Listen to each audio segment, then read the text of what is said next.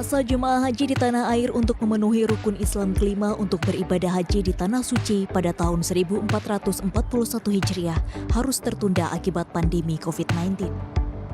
Pemerintah memutuskan untuk tidak memberangkatkan 221.000 jemaah haji Indonesia pada tahun ini.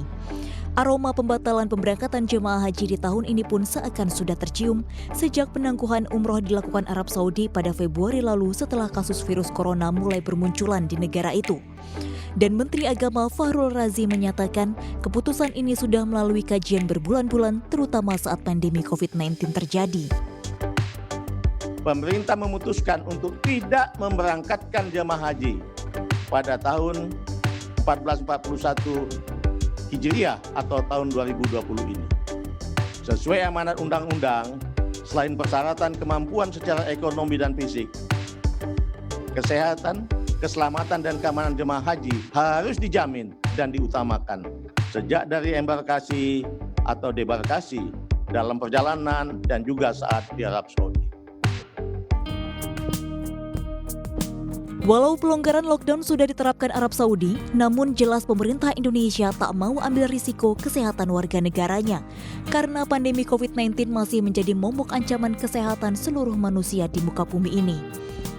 Berdasarkan data John Hopkins, di 2 Juni 2020, jumlah kasus positif seluruh dunia mencapai 6.271.577 kasus dengan total kematian 375.656 jiwa.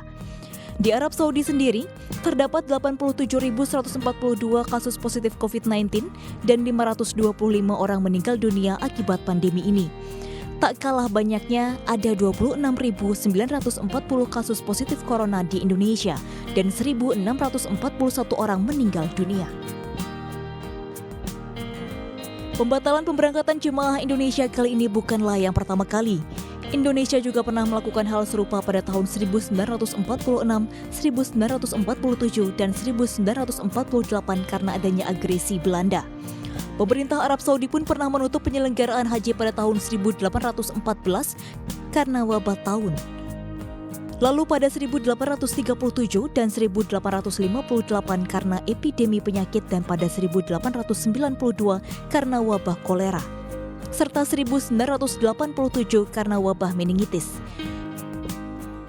Ketua Umum Himpunan Penyelenggara Haji dan Umroh Baluki Ahmad mencatat ada 17.680 orang yang rencananya akan berangkat melalui haji khusus pada tahun ini turut dibatalkan oleh pemerintah. Tentu kebijakan ini menghantam kemampuan keuangan para penyelenggara haji khusus di Indonesia.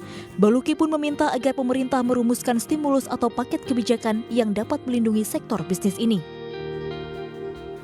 Ini sesungguhnya melalui pemerintah, Kementerian Agama butuh bagaimana terhadap ke industri yang dibawa kementerian ini.